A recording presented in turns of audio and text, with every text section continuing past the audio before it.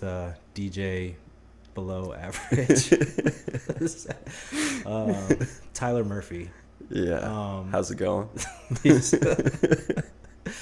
So he's a DJ part-time, I guess. He just got into it, and we're just gonna talk about how did you even get into being a DJ? So honestly, I started kind of like I had a buddy in high school who made music, and I saw him. He was making music on his iPhone. I think it was like an iPod Touch at the time or something. It was a while ago, and I decided, like, I was kind of watching him, like, in class, like, play with his phone. He's, like, making music and stuff. The math teacher's walking by him every 5 seconds, just eyeballing him, like, why aren't you working right now? And as I'm, like, watching him make this music, and he'd come up to me during lunch, and he'd show me, like, some of his songs. And I'd be like, wow, that's really cool. Like, I want to do that too. Mm-hmm. So I downloaded like a trial version of Fruity Loops, and one thing led to another. And I saw Hamlin down here DJing one day. You remember Hamlin, right? Yeah, big stocky guy. Mm-hmm. I saw him down there DJing with Kaikumba and Chaidez, and I was like, oh, that's really cool. Like, I want to do that too. Yeah. So. Did you just like get the software on your laptop or something, or did you just like? Yeah, so it was actually like, it was kind of pricey. I'm not gonna lie. How much was it? It was like $100 just to buy the software, because it only works for like 30 minutes, but. So that's pricey, dude. I mean, I'm really stingy with my money. Okay. I'm sorry. So I'm into watches, right? Yeah, like yeah. The one that's on my wrist right now is like $800. Oh. And that's like, I was like, what are you paying $800 just to tell time? You know, it's like. I just dropped $500 on a new phone the other day, and my heart literally sank as I saw that price tag. Yeah. 500. That's it. That's it. I owe more than that on my current phone. You gotta pump those numbers up. Yeah, I know, right? Oh, it must be an Android. Actually, that's funny because I just switched from Android over to iPhone. Oh, so you got an iPhone now? Yeah. Which one? The iPhone 12. Oh, the regular 12, the Max, the Mini. Which the one? 12 Pro. 12 Pro. Yeah, the 5G. Okay. Yeah, I like that one. It's really nice. I have the 11 Pro Max, and like I'm eligible for an upgrade. I'm happy with what I got, and I keep, excuse me, I keep cracking my screen protectors. So I'm like, as soon as I get to my last one, I'll just order more. Yeah. And like, depending on which company you get your screen protectors from, you can actually like register like get warranties or whatever. So whenever one cracks, just order another one. All you pay is like shipping, right? So it's like, oh, here's like $5 for shipping for this, and then you don't have to pay like $12 for every screen protector, right? You're gonna put those guys out of business. Look, man, they gave me the option. I'm gonna fucking do it, all right? But anyways, right? So like I've gone through like 7 screen protectors just because they keep cracking like all the time. But it doesn't matter because my phone is in perfect condition, right? Yeah. So I mean, but that's just me. I mean, hey, if it works out. The biggest problem with the Samsungs, especially the S20 that I had, was that it was curved glass. Like, the iPhone, everything on it is flat, besides the edges, the corners. Yeah. But on the S20, it was curved. So, like, I literally had it in my pocket, and I pulled it out one day, and I was like, hey, guys, look how awesome my phone is. Like, it's an S20. Mm-hmm. I was doing this in class. And I pull off the case, and glass just starts falling off. And I looked at it, I was like, oh, no. So I see that you don't have the screen protector for the back, or like the camera case protector. Oh. I would recommend it, because I've seen a lot of people with theirs being cracked. Yeah. I know people can't see what's going on, but like... You see how like I got that little cover right there? Just a FYI, I recommend it. It's like $5 on Amazon. Okay. That's it. Just, you know. Okay. You drop your phone, like your screen's safe. You turn it around, try to take a picture. Everything's like all shattered. So. Hey, by the way, guys, check out Amazon. Check out Amazon's our sponsor. What were we talking? We were talking about you getting. Becoming a right? DJ. Yeah. Yeah, so Hamlin decided he was actually selling one of his mixers, mm-hmm. and I saw it, and I was like, And I was like, okay, cool. That looks awesome. Like, I'll buy it. I'll mess around with it. It's like a hobby. Yeah. Little did I know I was going to drop $100 and then some on it. But it actually worked out. Like, it's kind of cool. It's fun messing around with it. Yeah. Do you mess around with it? Like, because I remember walking by his room all the time, Mm-hmm. and it's like, it's a club in there. Every single day, does not matter what hour of the day. Like, I'm walking by and it's like boom, boom, boom, boom. You know? Do you do that on your own too, or no? Yeah, sometimes. The thing about Hamlin was, though, that he stick to one music style. It was mostly all techno. And we've got a lot of people in the barracks around here, especially if you were there last night at casino night down in the day room. I did something I wasn't supposed to do, but I mean, like, I was tired at the end of the day. Yeah, So I got you. I went to the PX, quote unquote. Shh.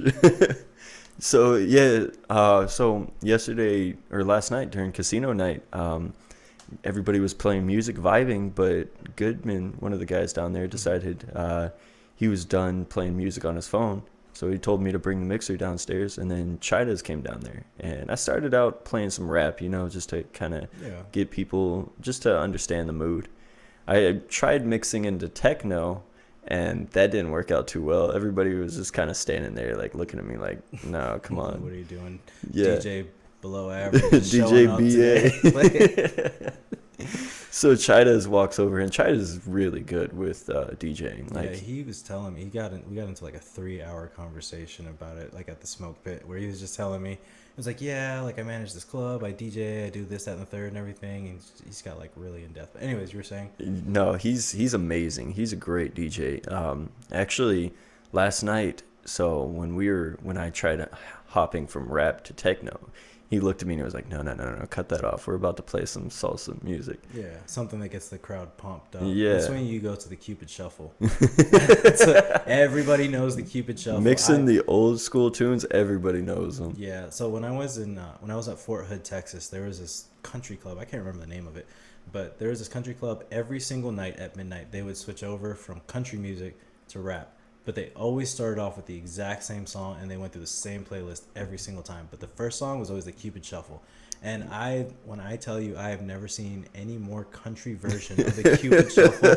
Like, they had that like the hand in the pockets, but like not the whole hands, just like, the pointer finger and the thumb sticking out, both sides, and they were just kind of like doing the country version of the Cupid Shuffle, where they were like kicking their feet up and like all cowboy hats. You hear a yeehaw every 5 seconds. Pretty much. And it was god awful. I went there like 3 times. I've hooked up with somebody once from there, but like that's the whole reason I went, Oh yeah, I know exactly what club you're talking about too. That they always stuck to country music, but as soon as they started playing the Cupid Shuffle, it's midnight on the dot. On the dot every single time. Yep. You could even hear the DJ say, like, you know what time it is, guys. Bring your girls out onto the dance floor. Yeah, it wasn't that fun. No, it really you're only there to drink if you're not like, a country boy. But so Chidas came down. What happened after that? So Chidas came down, and he started showing me a couple of things, showing me some moves on the mixer, and I tried practicing them.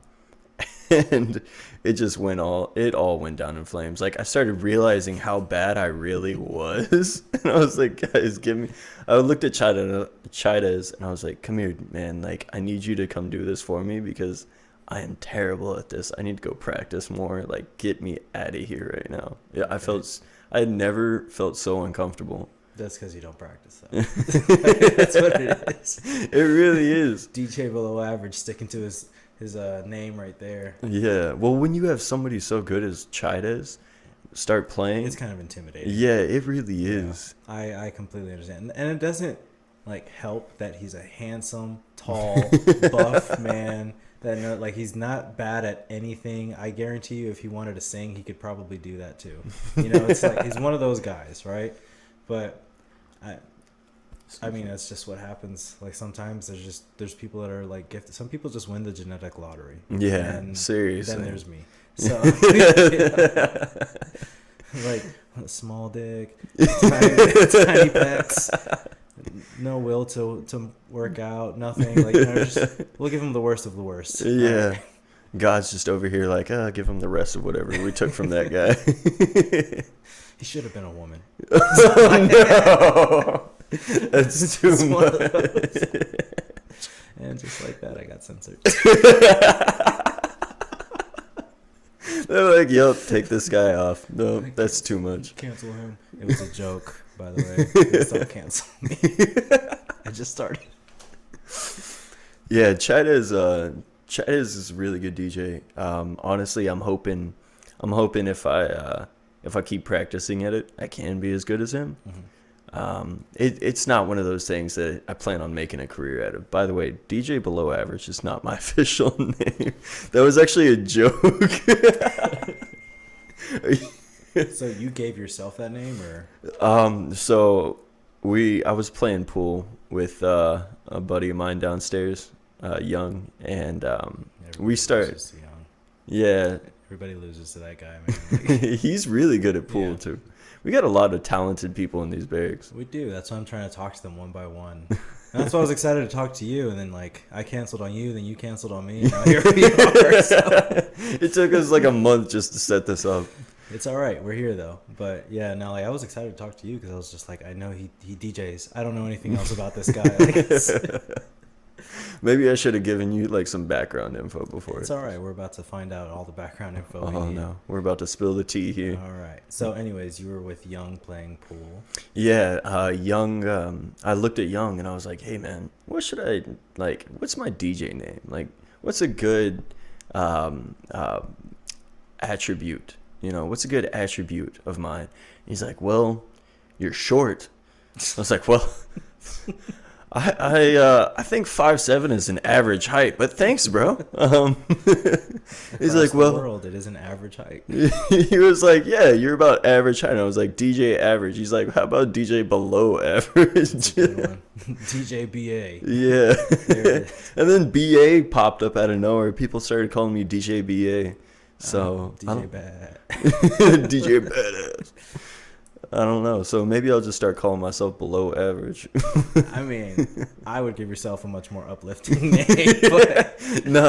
I like it because if I were to go into a club and some announcer was like, hey, welcome into the club, DJ Below Average, everybody would be like, oh, this guy's going to suck. And then I come in there and I really do suck. So I meet their expectations, you know? But here's my question. How many times are you going to walk into a club, another DJ recognizes you as DJ Below Average and puts you on? It's true. True. I'm just going to go out there and announce myself. I understand the hypothetical. It just doesn't make any sense. Yeah, it's probably never going to. You're just going to go up and steal the microphone from him like, I'm DJ Below Average. Watch me DJ. Country music. The Cupid Shuffle. Just rescue yourself with the Cupid Shuffle. You put that on any single time, just rescue yourself. Oh my god. I'm gonna go into an R&B club, play some Cupid Shuffle. It would work. It would work. So one of the clubs that I went to when I was in Texas, my roommate's girlfriend, she worked there one time, and when we were there, like, she was just like, hey, yeah, just be careful, don't go over to that corner over there. I was like, what's going on with that corner? She was like, oh, there's just like a bunch of crackheads over there. I'm like, crackheads? Like, what the hell are you? Those are my favorite people. Yeah, she was like, yeah, this is a crackhead bar, but it's all right because, like, they always pay us. So I'm like, all right, cool, whatever, you know, like, I just minded my own business.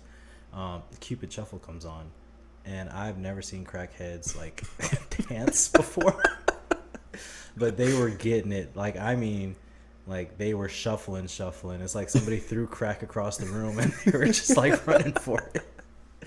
Somebody made a bet with them. They're like, hey, if you Cupid Shuffle right now, I will give you all the crack in the world. That's exactly what it looked like. That's exactly what it looked like.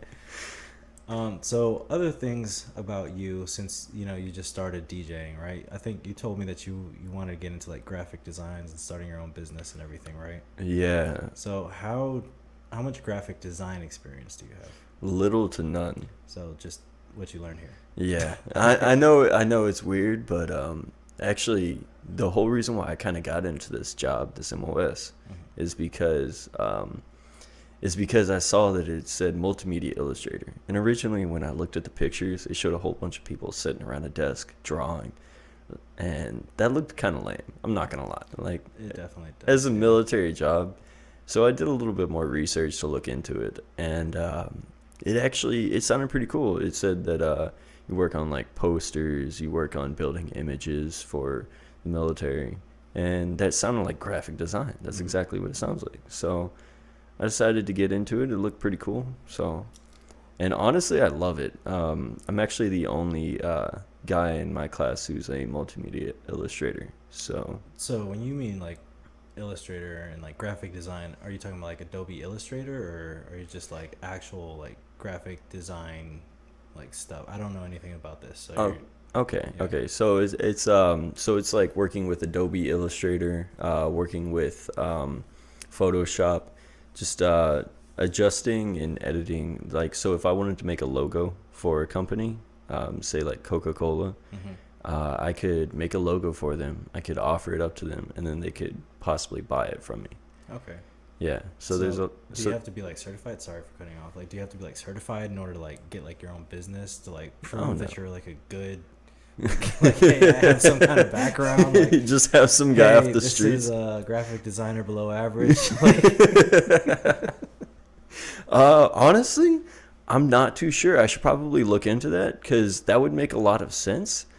But I don't think there is, because there's a lot of people out there who literally just make like thousands of logos every day, and then they just they just illustrate or they advertise them all around, just on Instagram, on their web pages. And sometimes you'll have these brand new companies that are just starting up that'll come up to them and say, hey, I really like your logo, can you build me one, you know?